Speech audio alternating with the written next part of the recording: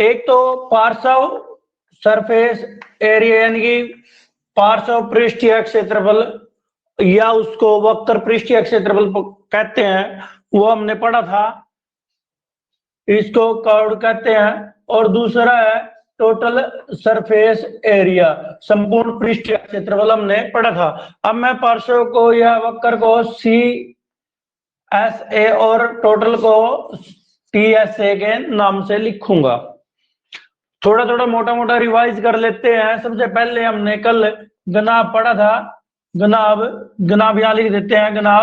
घनाभ का जो पृष्ठीय क्षेत्रफल था, कौन सा, पार्श्व, वो था हमारे पास 2h, जिसको पता है वो साथ साथ दोहरा इसको L plus B. Total surface area था 2 बाहर एल बी बी एच और प्लस एल एच।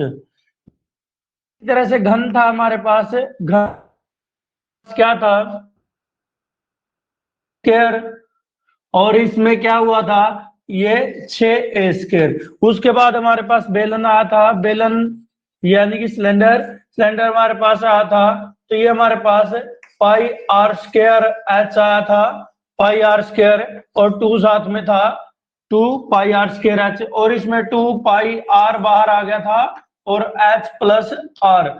इनकी आकृतियां भी इधर बना देता हूं मैं। घनाभ की इस तरह की आकृति बनती है भाई, इसके अंदर ये हमारे पास L है, ये B है और ये H है। घन की आकृति हमारे पास इस प्रकार की बनती है। इसमें ये भी है, ये भी है और ऊंचाई भी है। बेलन की आपको आकृति पता ही है, आप बड़े इंटेलिजेंट बच्चे हो। ये H है और ये आधा भाग है व्यास का, ये आ रहा है आपके पास। उसके बाद हमारे पास शंकु आया था, शंकु हमारे पास क्या था, शंकु का पाई आर एल, और संपूर्ण क्या था, पाई आर बाहर आ गया था, एल प्लस आर। अब ये शंकु किस आकार का था, एक पिरामिड के आकार का था, जो ये स्लैंट हाइट होती है, तिर्यक ऊंचाई, और ये ऊंचाई h और ये r थी। इनके साथ साथ मैं फिगर बना के दिखा रहा हूं। उसके बाद हमारे पास गोला आया था, गोला गेंद के आकार का, ये गोले का जो संपूर्ण पृष्ठीय क्षेत्रफल का ही आया था, जो 4 पाई आर स्क्वायर था। इसको 4 पाई आर स्क्वायर ही दोनों तरफ रखा जाएगा, क्योंकि जो गोला होता है वो जमीन को एक पॉइंट पर टच करता है, तो क्या होगा, ये हमारे पास है गोला होगा, गोला। अब गोले के बाद फिर अर्धगोला आया था, अर्धगोला कैसे था कि हमारे पास इसका आधा एरिया था उसका 2 पाई आर स्क्वायर, और जो संपूर्ण पृष्ठीय था उसका 3 पाई आर स्क्वायर। जो अर्धगोला वो जमीन को ऐसे छूते हुए इस तरह का अपने पास आता है, ये जमीन को छू रहा है। तो इस तरह का अर्धगोला हमारे पास है। ये हमारे पास इसकी ऊंचाई भी आर है और त्रिज्या भी आर है। इसमें ये ऊंचाई इसकी 2r है और त्रिज्या क्या है, r है। इनके साथ हम अब एक्सरसाइज का शुरुआत कर रहे हैं, एक्सरसाइज की शुरुआत कर रहे हैं इन पॉइंटों के साथ। हम इन पॉइंटों के साथ अब हम शुरुआत कर रहे हैं। क्लियरिटी है सभी को, हाथ इरेज करो अगर क्लियर हो रहा है तो। कोई पॉइंटों में कहीं दिक्कत तो नहीं आ रही? वेरी गुड, वेरी गुड, बहुत अच्छे। ये देखिए आपके पास है, स्क्रीनशॉट लेना चाहो तो आप अपना स्क्रीनशॉट भी ले सकते हो इसका। ये फॉर्मूले है हमारे पृष्ठीय क्षेत्रफल और वक्र पृष्ठीय क्षेत्रफल। पृष्ठीय क्षेत्रफल कह दे तो आपको समझ जाना कि संपूर्ण की बात कर रहा है, संपूर्ण पृष्ठीय क्षेत्रफल। और जब वक्र की कहे या पार्श्व की, पार्श्व कहे या वक्र कहे, वक्र पृष्ठीय क्षेत्रफल, उसका मतलब CSS है। और ये TSS संपूर्ण पृष्ठीय क्षेत्रफल होता है। पृष्ठीय क्षेत्रफल की बात करता है वो, पार्श्व लाइनों में करता है। और वक्र किसे, जिसमें गोलाई आती है, वो कल हमने बताया था। ये चीज मेरे अंदाजे से आपको ये क्लियर होगी। अब इसके साथ हम आगे क्वेश्चनों पर, दो गणों जिनमें से प्रत्येक का आयतन 64 सेंटीमीटर क्यूबिक है, यानी कि 64 सेंटीमीटर क्यूबिक है। और इसने स्पेशल क्या रखा है कि जहां मैं दूं तो ठीक है, अन्यथा पाई का मान 22/7 लेना है एक्सरसाइज के शुरुआत में। जब तक अन्यथा ना कहा जाए तो पाई का मान 22/7 लेना, जहां भी पाई का मान यूज होगा। कहता है दो गण है जो जिनका आयतन क्या है 64 सेंटीमीटर की शक्ति 3 है के संलग्न फलकों को मिलाकर एक ठोस बनाया जाता है। यानी कि उनका फलक आपको बताता हूं अभी मैं क्या होते हैं, क्योंकि 3 चीजें होती हैं गण में, उनके बारे में मैं आपको बताऊंगा। तो इससे प्राप्त जब उसके फलकों को मिला दिया जाता है तो उससे एक घनाभ मिलता है, गणों को मिलाने से घनाभ बन जाता है। तो उसका पृष्ठीय क्षेत्रफल आपने ज्ञात करना है। पृष्ठीय का मतलब आपको ध्यान रखना कि पृष्ठीय कहता है तो संपूर्ण निकालना है, अगर कहता है वक्र या पार्श्व तो आपको उस हिसाब से वह छोटा निकालना है। देखिए मैं आपको दिखाता हूं, ये हमारे पास दो गणों के आकार के हैं। एक का आयतन उसने कह दिया कि जो ये है इसका आयतन कितना है 64 सेंटीमीटर की शक्ति 3 है, इतना इसका है, दोनों का है। इसमें क्या है कि जो ये गण है ना, ये गण, इस गण की जो भुजा है वो मैं मान लेता हूं कि 1 सेंटीमीटर भुजा है इसकी, ये 1 सेंटीमीटर भुजा है हमारे पास इसकी। जो इसकी भुजा है 1 सेंटीमीटर है, ऊंचाई भी उतनी है और चौड़ाई भी उतनी है। यानी कि ये गण हमारा इस तरह का, जिसकी ऊंचाई लंबाई चौड़ाई तीनों एक एक है, ऐसा ही एक है। कहता है ये फलक है इसके। देखिए मैं फलक के बारे में बता देता हूँ, ये पूरा हिस्सा, ये पूरा का पूरा, इसको फलक कहते हैं या फेस कहते हैं। यही भी ऐसा ही है, ऐसा ही ऊपर है। ये 6 फलक होते हैं और जो ये कोने होते हैं इनको शीर्ष बोला जाता है। इनको जहां पर तीन ये लाइनें आके मिल जाती हैं वो क्या कहलाता है, वो शीर्ष कहलाता है। और ये लंबी लंबी लाइनें सी हैं, इनको किनारे कहा जाता है। ये हमारे पास इसके अंदर दे रखा है। अब इस फलक को और दूसरे के फलक को मैं जब मिला देता हूं ऐसा ये क्या बन जाएगा, ये हमारे पास घनाभ का आकार ले लेगा दो को मिलाने से। यानी कि फेविकोल से इसको चेप दो। अब इसकी क्या है लंबाई क्या थी a, ये दूसरे की भी क्या थी a, दोनों को मिला दिया क्या होगी 2a। तो यही बात है ये हमसे करवाना चाहता है, इसका क्षेत्रफल निकलवाना है। तो सबसे पहले मैं मान के चलूंगा, माना घन की भुजा, घन की भुजा कितनी है ए सेंटीमीटर है, तो सेंटीमीटर है भाई। तो इस तरह का घन बना लिया अपन है, ये हमने क्या किया ऐसा ऐसा घन बना लिया। तो ये ऐसा ऐसा घन बना लिया जिसकी लंबाई चौड़ाई ऊंचाई कितनी है ए है। ये इसकी जो आयतन है वो दे रखा है 64 सेंटीमीटर की शक्ति 3। एक और ऐसा ही है, एक और है ऐसा ही घन बना लिया हमने जिसमें सेम प्रोसेस लागू होता है। प्रोसेस का मतलब वही कहानी इसके अंदर है ए इसकी भी 64 सेंटीमीटर क्यूबिक जो आयतन है, इसका आयतन को वॉल्यूम कहते हैं। अब कहता है घन का आयतन दिया कितना है, घन का जो आयतन है वो घन का आयतन कितना है 64 सेंटीमीटर क्यूबिक है। और घन का आयतन का फॉर्मूला, घन के आयतन का सूत्र क्या होगा, घन के आयतन का जो सूत्र है वो है भुजा की शक्ति 3। यानी कि भुजा कितनी है ए की शक्ति 3 सेंटीमीटर 3। तो इसका मतलब वही क्या होगा, ए की शक्ति 3 बराबर कितने हो जाएगा 64 के। और 64 किसके बराबर होता है, ऐसे अपन कर लेना, अगर ना समझ में आवा तो 64 फिर 2 पे 32 फिर 2 पे 16 फिर 2 पे 8 फिर 2 पे 4 फिर 2 पे 2 और 1। तो इसका जोड़ा 3 3 का बनाना ही वे, क्योंकि शक्ति उर्ली साइड कितनी है 3 की। तो 3 के ना का 2, ठीक है, और 3 के ना का 2, शक्ति पूरा की 3। तो ए की शक्ति 3 बराबर है 2 की शक्ति 2 × 2 4 की शक्ति 3, तो ए कितने हो जाएगा, ए अपना भी 43 के बराबर हो जाएगा 4, यानी कि जो इसकी भुजा है वो 4 है। या भी 4, ये भी 4। इवन न्यू का है, जब इसको क्या बोल दिया उसने, कहता है इसके संलग्न फलकों को मिला दिया भाई, फलकों को ऐसे मिलाया, ऐसे मिला दिया, तो इसकी क्या होगी अपने पास है, ये हमारे पास क्या होगी, ये हमारे पास इसकी लंबाई बढ़ गई, ऊंचाई उतनी है, चौड़ाई उतनी है। तो संलग्न फलकों को मिलाने से बने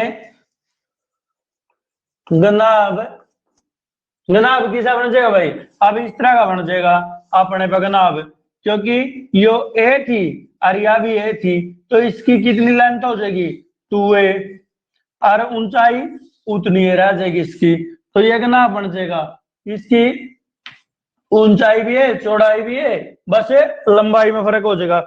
घनाभ की विमाएं क्या देख रहा है, विमाएं क्या हो जाएगी, लंबाई हो जाएगी 2a, चौड़ाई y और ऊंचाई भी y, सेंटीमीटर में विमाएं इतनी हो जाएगी। तो घनाभ का क्षेत्रफल, जो घनाभ का आपके पास क्षेत्रफल आवेगा वो क्या होगा, देखिए अब घनाभ की विमाएं का मतलब है या तो लंबाई होगी, या चौड़ाई होगी, और या ऊंचाई होगी आपके पास। ये चीज समझ में आ गई कि लंबाई चौड़ाई ऊंचाई कैसे होगी। देखिए यह चीज थी, ए यहाँ पे, ए यहाँ पे 2a होगी, या तो a plus A plus A 2a तो इसकी लंबाई होगी, ऊंचाई उतनी है, चौड़ाई भी उतनी है, तो ये केवल किस में फर्क पड़ा, लंबाई में। तो घनाभ का पृष्ठीय क्षेत्रफल, जब पृष्ठीय का है ना, पृष्ठीय क्षेत्रफल कल्ला पृष्ठीय कह दे, तो उसका मतलब संपूर्ण की बात कर रहा है, कितनी हुआ है 2 गुणा लंबाई गुणा चौड़ाई प्लस चौड़ाई गुणा ऊंचाई और प्लस ऊंचाई गुणा लंबाई, और फिर कर दियो ब्रैकेट बंद क्योंकि 2 बार था। अब क्या होएगा 2 गुणा लंबाई 2a की जगह क्या होगा, 2a की जगह लंबाई 2 गुणा 4, कितना हो जाएगा, ये तो 8 आ जाएगा, और यू 4 आ जाएगा, यू भी कितना आ जाएगा 4। तो लंबाई इसकी क्या हो जाएगी, लंबाई हो जाएगी 2 गुणा 4 8, चौड़ाई कितनी है, चौड़ाई भी इसकी 4 है, और ऊंचाई भी कितनी है 4 है।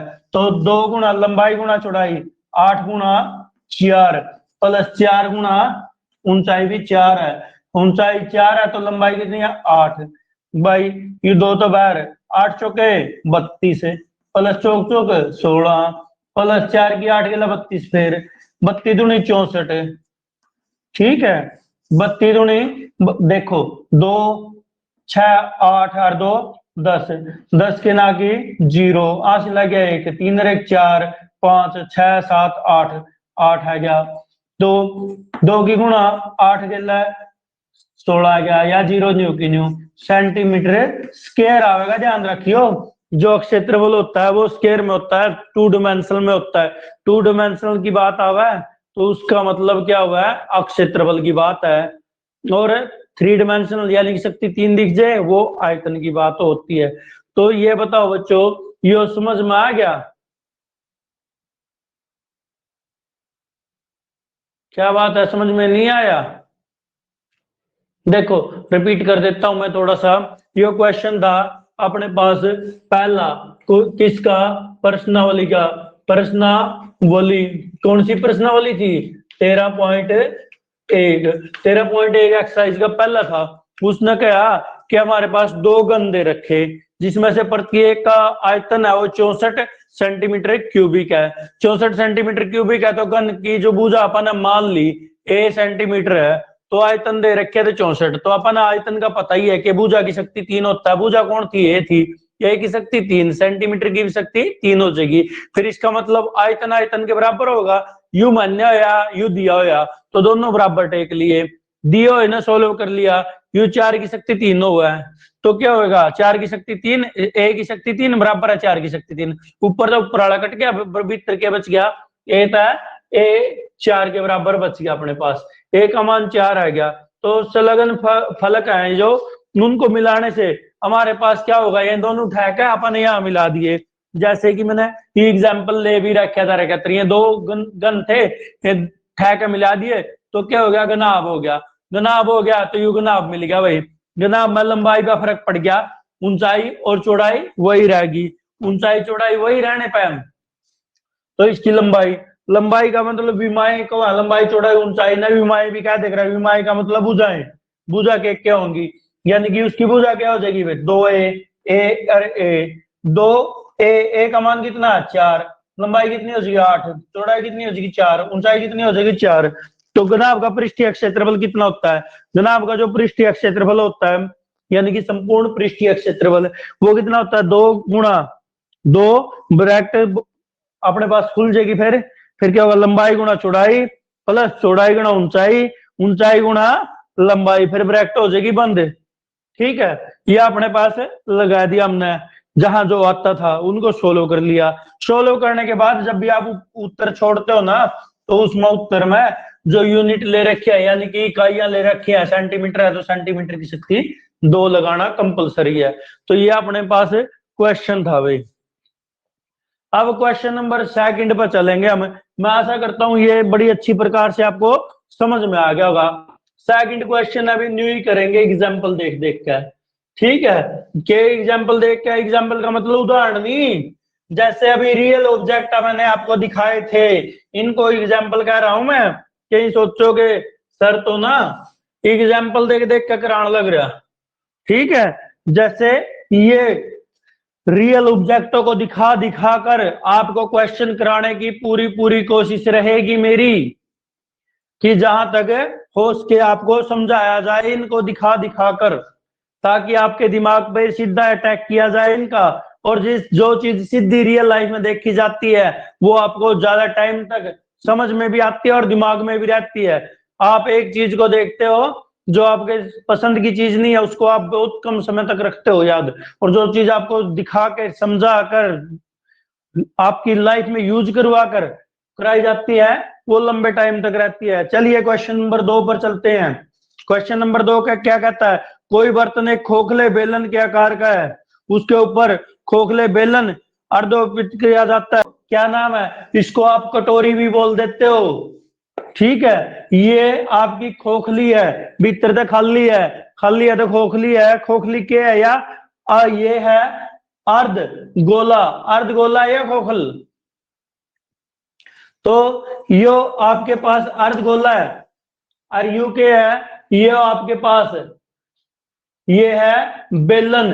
अब मैं क्या करने जा रहा हूं, मैं इस क्वेश्चन को बनाने की कोशिश कर रहा हूं, मैं इस तरह से क्वेश्चन को बनाने की कोशिश कर रहा हूं कि ये अर्धगोला है और अर्धगोले को देखिए यो तो बेलन हो गया खोखला, इसके ऊपर अर्धगोला टेक दिया, इस तरह की जो आपके पास निशान बनेगा वो इस तरह का ग्रुप बन जाएगा कि आपके पास ये आकृति बन जाएगी। भाई नजर आ रही है थोड़ी बहुत, नीचे तो आपके पास बेलन है ऊपर अर्धगोला है, नीचे कौन है बेलन ऊपर है अर्धगोला, नीचे कौन बेलन ऊपर है अर्धगोला। तो जब आप इसका संपूर्ण पृष्ठीय क्षेत्रफल निकालोगे तो पूछ लेते हैं इसको क्या कहना चाहता है, दोबारा से इस स्टेटमेंट को पढ़ लेते हैं।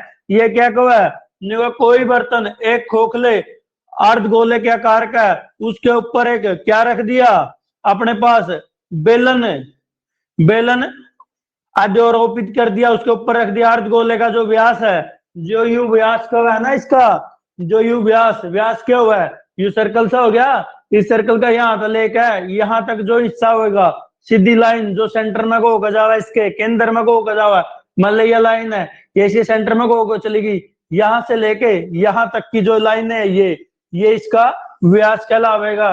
बिल्कुल सोचोगे सर तो बिल्कुल छोटी छोटी बातों को बता रहा है, आप में से काफी बच्चे ऐसे भी हैं जिनको इन छोटी छोटी बातों का पता नहीं है। इसका व्यास कितना दे रखा है 14 सेंटीमीटर दे रखा है। इस पात्र ये बर्तन की कुल ऊंचाई का मतलब क्या हो जाएगा ये यह भी तारे समझ में आनी चाहिए। योग अपन इसके ऊपर टिक क्या यहां तक लेकर इसकी चोटी तक की कुल ऊंचाई की बात कर रहा है या पूरी ऊंचाई की बात कर रहा है।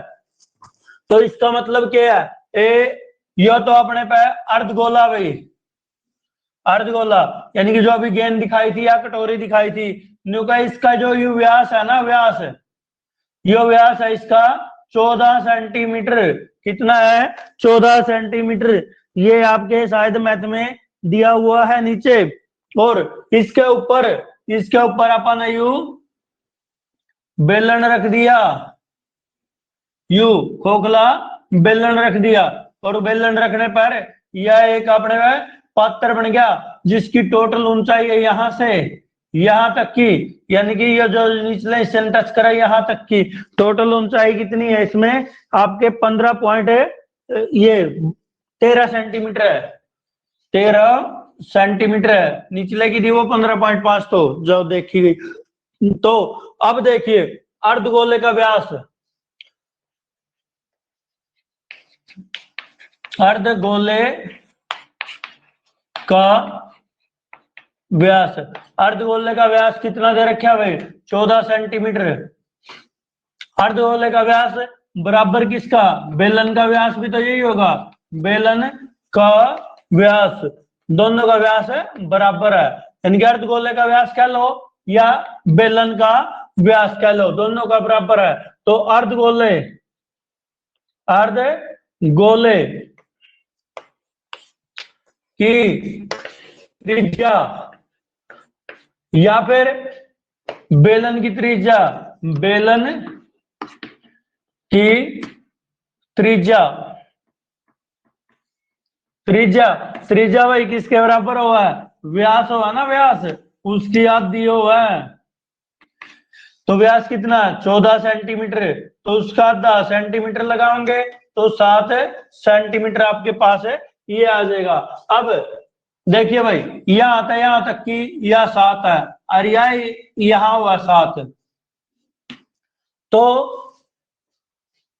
और क्या दे रखा है, पात्र की कुल ऊंचाई, पात्र की कुल ऊंचाई का मतलब यहां आता है यहां तक की कितनी है 13 सेंटीमीटर है। तो बेलन की ऊंचाई कितनी हो जाएगी, जो बेलन है बेलन की ऊंचाई वह किसके बराबर होगी, पात्र की ऊंचाई माइनस अर्धगोले की त्रिज्या, अर्धगोले की त्रिज्या, क्योंकि यह त्रिज्या है यहां तक की हाइट कितनी है 7 सेंटीमीटर है। 7 सेंटीमीटर क्या है इसकी त्रिज्या, तो यू क्या हो जाएगा 13 माइनस 7 किसके बराबर होगी 6 सेंटीमीटर के, 6 सेंटीमीटर के बराबर होगी। अगर यू अर्धगोला के साथ यू अर्धगोला अपने पे वो देखा जावा तो इस तरह का जो ये वाला, ठीक है। और बेलन किसा, बेलन खोखला है, यू भी खोखला आर पार नजर आ रहा, क्योंकि अगर मैंने उधर दिया तो इसके ऊपर या अगर ये ढक दिया तो किसा हो जाएगा इस तरह का हो जाएगा बंद, यानी कि भीतर तो ये हो जाएगा गिलास की तरह, नीचे था बंद ऊपर था खुला। अगर मैं इसके ऊपर टेकूंगा न्यू टेकूंगा तो नीचे तो कुछ गला है को नहीं, तो इसका मतलब यू खोखला रखना पड़ेगा। तो अब क्या है, अब हमारे पास क्या निकलवाना चाहता है ये निकलवाना खिलौने का संपूर्ण पृष्ठीय क्षेत्रफल, जो ये पात्र है ना बर्तन का आंतरिक की बात करें बित्रली आप तो मान के चल लेंगे बिल्कुल कागज इतनी मोटाई का है हो। तो बर्तन कह लो या पात्र कह लो, बर्तन का आंतरिक पृष्ठीय क्षेत्रफल,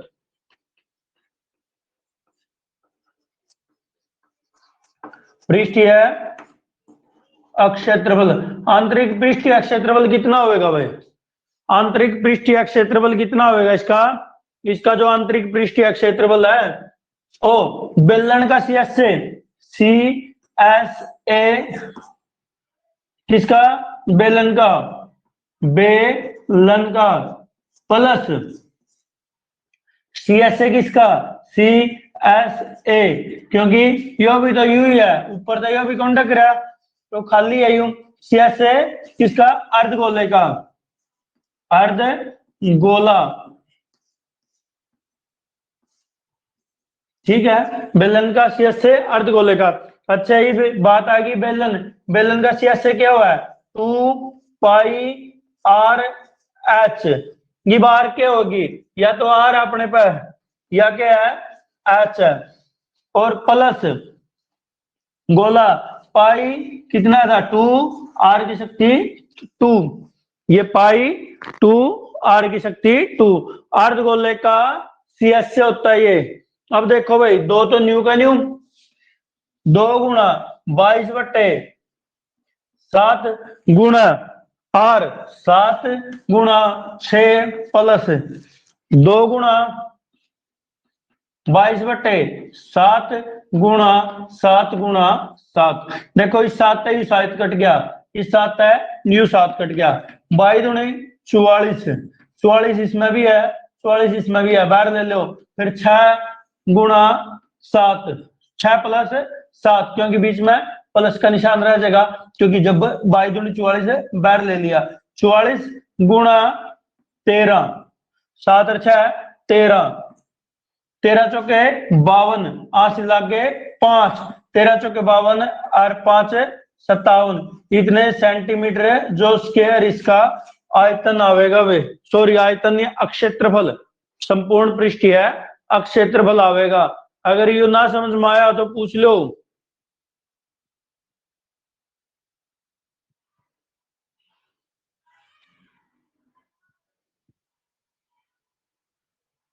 अगर यू ना समझ में आया तो पूछ लो। आज मैं डरता है ईब तो ये कराऊंगा और शाम ने क्या पता और भी करा दूं, ठीक है, 2 सम कराऊंगा, भी रिपीट करा देता हूं।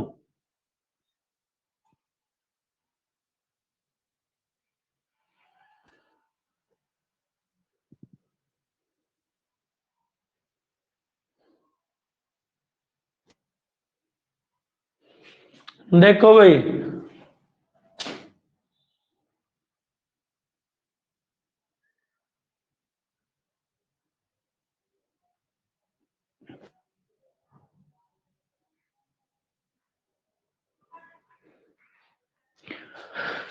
आजा भाई रिपीट करा देता हूं, देख लो।